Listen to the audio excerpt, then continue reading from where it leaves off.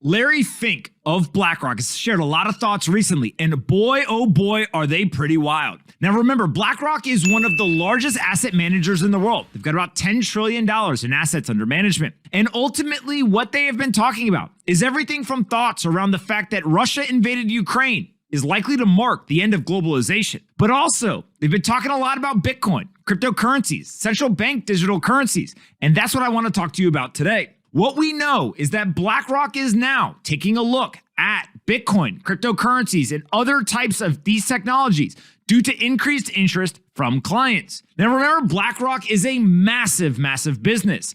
BlackRock has about 16,000 employees, over 85 offices in 38 countries.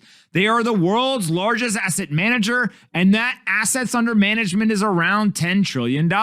In a recent letter to shareholders, he said, "To our shareholders," and then you dig deep, deep, deep into this letter, and you find a very interesting paragraph where he stated, "Finally, a less discussed aspect of the war is its potential impact on accelerating digital currencies. The war has prompted countries to reevaluate their currency dependencies." He then says that the U.S. Central Bank, for example, recently launched a study to examine the potential implications of a U.S. digital dollar. And he also said that digital currencies can help bring down costs of cross-border payments. For example, when expatriate workers send earnings back to their families. As we see increasing interest from our clients, BlackRock is studying digital currencies, stablecoins, and the underlying technologies to understand how they can help us serve our clients. But of course, Larry Fink doesn't think it's all positive. He also went on to say that he believes that this has exacerbated the polarization and extremist behavior we are seeing across society today. As Bitcoiners have been saying for years now, doesn't matter what they say. They could be billionaires. They could be large asset managers. They can be your neighbor down the street, publicly traded companies, or a financial institution. They all are going to capitulate. Bitcoin is good for business. Crypto is good for business. The world's largest asset manager is now telling their clients, "We hear you. We know you're interested. We see the demand. We are doing our homework, and we are going to get in the game." $10 trillion assets under management. The big question is, what percent of that is going to be in Bitcoin and cryptocurrencies in the future? Let's start first with you pretty much had the opportunity to do whatever you wanted in business, in tech, etc. Why you want to run for politics, and like how important is any individual political seat in terms of actually creating some sort of change in the United States? I mean, I guess I intend to find out. You know, I think a U.S. Senate seat is enormously more powerful than most U.S. senators give it credit for, right? Just look at the cultural power of a Senate seat. Right now, you've got, biological men sort of, transitioning or whatever, competing on women's swim teams. And none of our leaders are talking about this. That's pretty crazy. You've got open borders, you've got massive inflation because the government printed like $6 trillion in the last year. And we've got a few good Republicans, I think, but not enough people are talking about this and really educating voters and helping people understand that the Democrat leadership in charge has failed. So obviously a huge part of the job is passing the right bills, blocking the bad ones. But I think just the cultural power of the seat is kind of underexplored. And it's true, I had a really good gig with Peter Thiel, running his family office. But this seems like the most important thing I could be doing. Arizona's a swing state. I think this Senate race that I'm in is going to determine the balance of power in the whole U.S. Senate. And it's just important. I feel called to do it, and I know I can win and do a good job. So let's start maybe with the economic kind of situation. Obviously, it seems like our debt ceiling just goes up and up and up, regardless of who the president is. But with that, we're living right now with 8% inflation in the official numbers, unofficially probably somewhere in the teens. What's your general read in terms of kind of the mistakes that have been made to get us here, and then what is the solution, right? I think part of what a big portion of the American people, they feel like politics is just arguing all the time. And I think one of the things that has been part of your approach, which I think is pretty effective, is hey, there's real solutions that could be pursued. Whether we do it or not is up for debate, but how do you think about getting out of the economic situation that we're in? Right. Well, one, it is kind of hard to put the cat back in the bag here, right? The simplest thing we can do on the inflation front is to stop printing so much money. It's totally unsustainable. Our national debt's past $30 trillion now. And I get the sense that Republicans who used to be sort of, hawks on this, kind of, they're not watching anymore. It's kind of just like, well, and now you have modern monetary theory, right? The pseudo academic jargon that just says, oh, it's, doesn't matter. We owe it to ourselves. You can sort of get away with this for as long as you want. And I really fear that's not true. You mentioned official inflation at 8%. Yeah, sure. If you define the basket of goods to exclude, food, energy, right, gas prices, I think the real Costco basket probably costs 20 to 30% more than it did last year. And so for a lot of people, who opine about inflation in the opinion making classes, inflation is just an annoyance, right, or economic abstraction. But for so many voters that I meet on the campaign trail in Arizona, this is like life and death stuff. This is existential. So you got to stop printing so much money, and we got to get people back to work. When you start to think about things like wages, real estate prices, it feels like inflation, obviously, people think in the consumer goods space, but wages haven't kept up. Also things like the cost of a home. The average home in America, I think, just cost over $500,000, which is, pretty insane number when you think about what that means. Is the ideas really around, hey, the government should stop printing?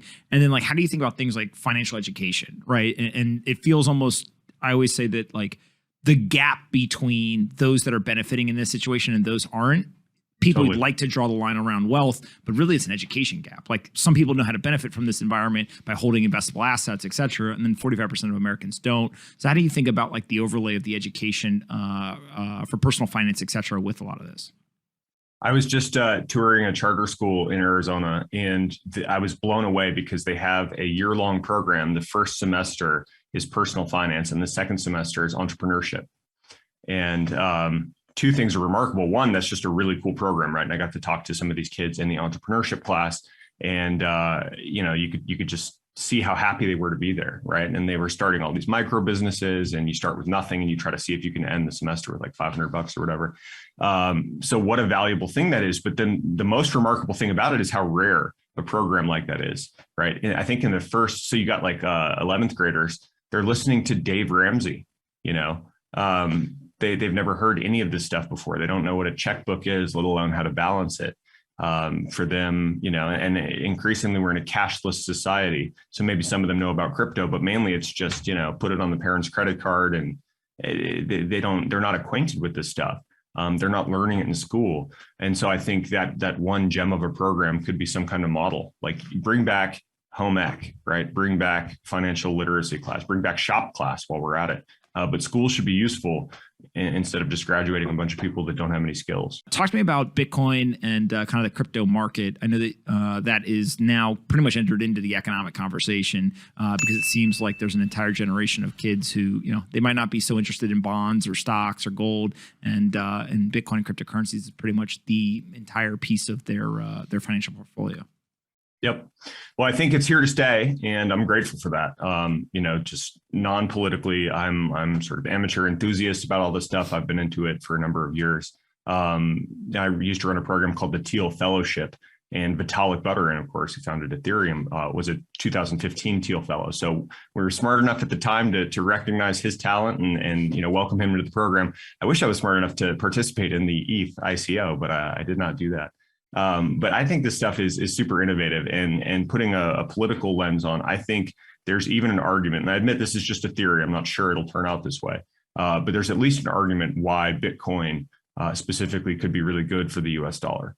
Usually I hear people in political discourse frame them as sort of antagonists, necessary adversaries, and you can sort of see why, right? Because of course, central bank digital or central bank currency like the US dollar is just centralized and controlled and sort of inherently inflationary.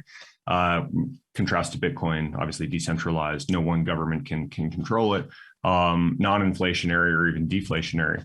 But I actually think that Bitcoin could be the one technological check on the Fed, and maybe just the one check on the Fed. I want to get into the US Senate and provide a political check on the Fed because I think things have just gotten out of control. But what if I can't do that, right? What if the US Senate at this point just can't exercise meaningful political control over the Fed? Then wouldn't you like something like Bitcoin, this uncancelable digital, decentralized protocol?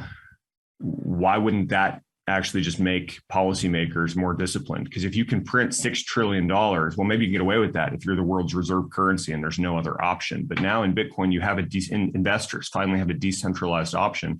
And so my hope is, as the Fed sees, if they just continue to print money, you're going to get tons of inflation in USD, and investors are going to flock to, digital gold. Not a perfect metaphor, but a decent one. Maybe Bitcoin in its very existence will tell our policymakers, hey, you got to put on the brakes here, and actually shore up our financial system. Again, maybe an optimistic hope, but it is my hope. Yeah. Talk to me a little bit in terms of when you say the Bitcoin kind of market or investors and their relationship to the US dollar, how Bitcoin could potentially help the US dollar. How do you think that could work? Well, simply by stopping inflation, right? I don't think you can print as much money in a world with Bitcoin. If you're a central banker, if you're running the Fed, I don't think you can print as much USD as you could without Bitcoin, right? It's kind of scary to imagine a world where the US dollar is no longer sort of automatically the reserve currency, but I think we're getting there. We're getting there geopolitically, and we're getting there technologically with Bitcoin and the rise of crypto. So yeah, I'm not an investment advisor, but I do think people should own some part of their net worth in Bitcoin. And I think when more and more people do that, and right now I think cat's out of the bag, Bitcoin is here to stay. I think that could exercise a huge disciplining function on US policymakers. And if not, then Bitcoin's just gonna, I think the dollar will eventually crash, and Bitcoin or something like it will be the safe haven. The Bitcoin price continues to go up. It's up about 35% over the last couple of weeks. And more people keep asking me, why the hell is the price increasing? One of the main drivers is that there's a brand new buyer in the market, the Terra Ecosystem, using the Luna Foundation's reserves. They claim that they are going to buy up to $10 billion worth of Bitcoin. Now, price of any asset is based on supply and demand. The supply of Bitcoin is known with certainty both today and into the future, but the demand continues to fluctuate. And whenever you have somebody step into the market and spend billions of dollars to buy Bitcoin, of course the price is going to go up to accommodate everyone. The beauty of the Bitcoin blockchain is that we can actually look on chain. We can see the wallet of exactly who is buying and how much they have. Here's the wallet that the Luna Foundation is using, and we can see that they currently have tens of thousands of Bitcoin sitting in that wallet, over $1 billion. We then can actually look at individual transactions, and you can see right here that they're actually buying the Bitcoin from that wallet. If we go ahead and we ask ourselves, why exactly are they doing this? Well, Do Kwon recently had a great way of putting it. He stated a couple of reasons, but simply Bitcoin is the only hard reserve asset that's been proven out of the digital currencies. It's very difficult for somebody in crypto to question Bitcoin. And ultimately what the Terra Ecosystem is doing is they're taking their stablecoin, known as UST, and they're backing it with Bitcoin. They're taking the reserves for that stablecoin, and they're just buying Bitcoin. Right now, they have about $3 billion that they're going to convert into Bitcoin. And over time, it'll be $10 billion in total. If we then go ahead and we take a look, how exactly are they doing this? How hard is it? Well, Kyle from 3 Arrows Capital put it perfectly.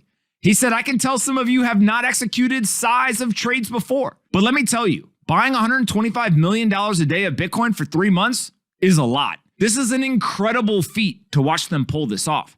There is a persistent buyer in the market. And they're not just coming in with $5 or $10. They're coming in with $100+ million a day for months. The Bitcoin price has to react. If we then go ahead and we take a look at this other tweet, it says that Terra and the Luna Foundation are carrying the Bitcoin bull market on its shoulders. The more that the UST stablecoin grows, the more seigniorage that's used to buy Bitcoin. As you buy more Bitcoin, the Bitcoin price goes up. As the Bitcoin price goes up, there's more backing for UST, which leads to more UST growth. UST's unstoppable programmable money backed by the world's hardest asset. And as Do Kwon said, long live Bitcoin. Ultimately, what we're watching is the price is going up because there's increased demand. The biggest increase in the demand is coming from Terra, Luna, and Do Kwon. Over time, people will start to realize supply and demand drives every asset. And when you increase demand of a fixed supply asset, the price has to go up. Hey you, did you like this video? Great, we make 5 of them a day and post them here on this channel. Make sure you subscribe, like the video, and see you next time.